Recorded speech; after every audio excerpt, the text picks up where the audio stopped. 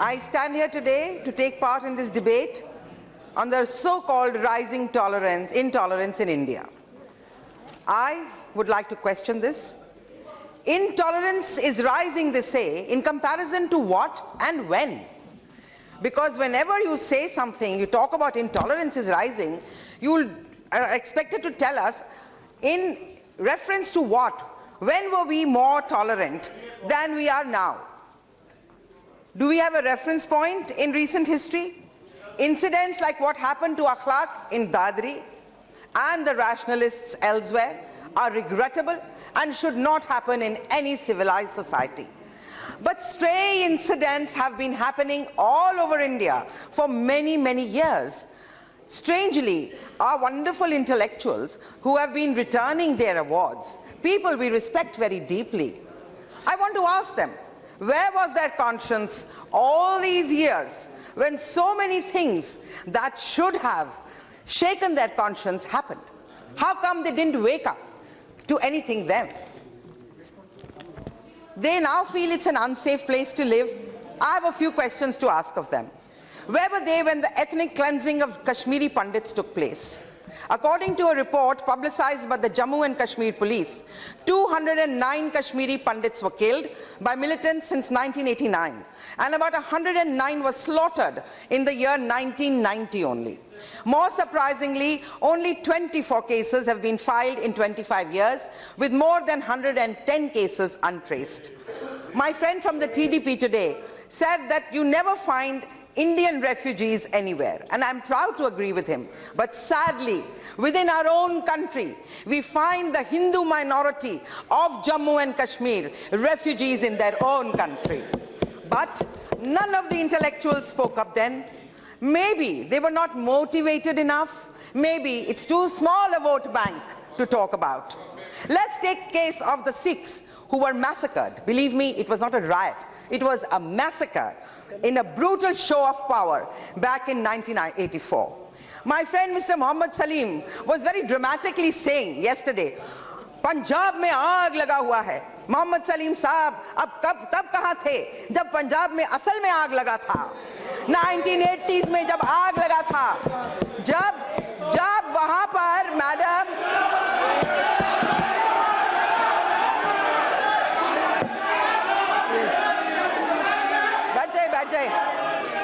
Madam Speaker, 1980s mein Bhindra Wale was created by the Congress party at the center. When things went out of hand, he went into the Golden Temple. The then Prime Minister belonging to the Congress party took the army and the tanks into the most sacred inner sanctum of the Sikhs, the Golden Temple. Not only Beja, bolan de.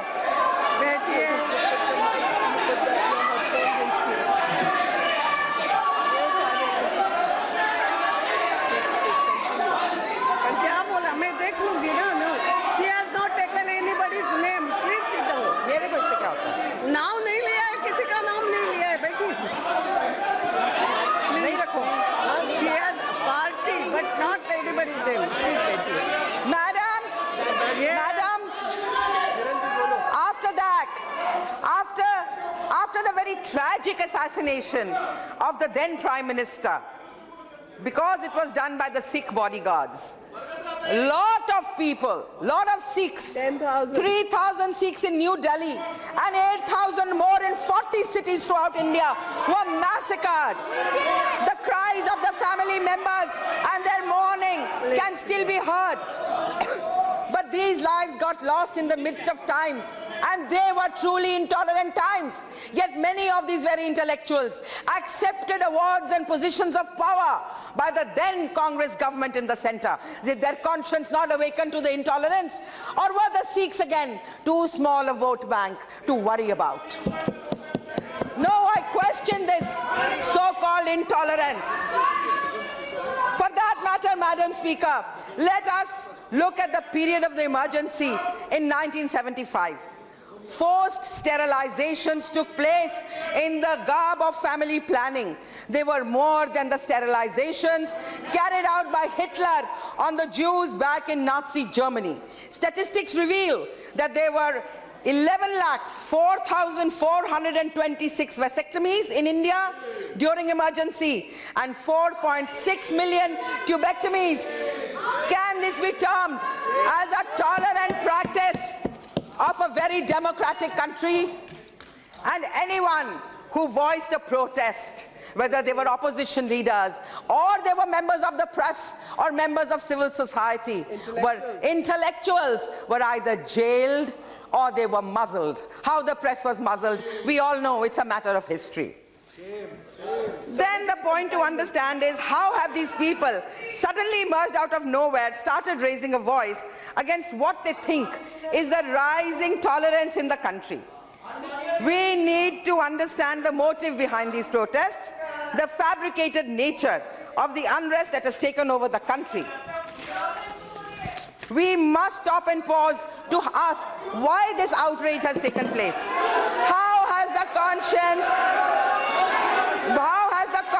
of these people suddenly awakened? Now and then you should not stand up. Assam, how many Nothing will go on record if these things happen. No. Salim Sahab, Mohammed your Salim. friend Ms. Supriya Sule just told us you are representatives of the people here. Kindly, थोड़ी शांति से, सहनशीलता से, tolerance से हमारी बात सुनिए, थोड़ी सी tolerance दिखा दीजिए।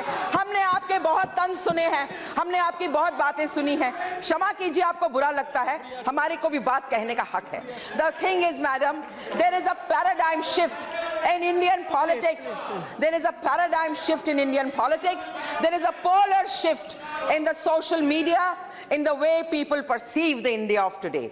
And that is what is bothering the parties that went into the hustings every time, promising a lot, but unfortunately could not deliver on governance. And so every time they fell back on secularism and trying to make parties that try to do something for the people where governance is concerned into communal parties, because that is the easiest thing to say.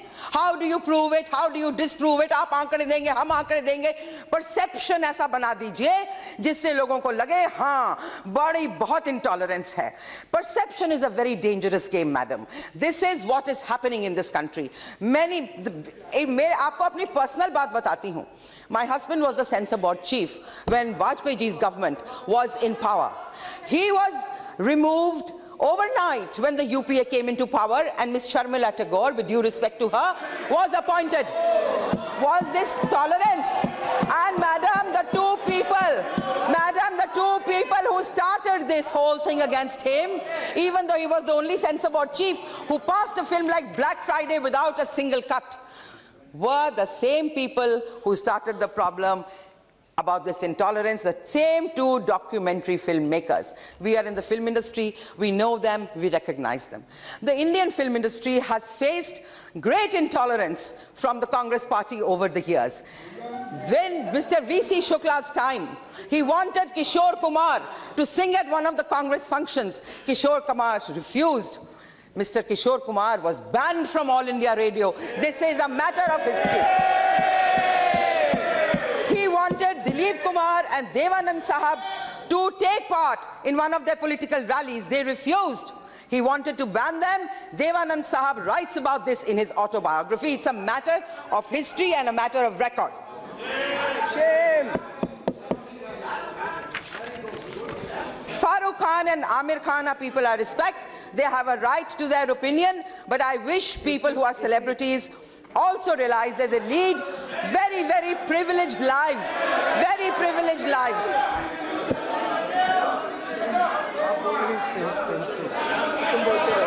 That's why I gave you the earphones. You continue. They'll disturb you.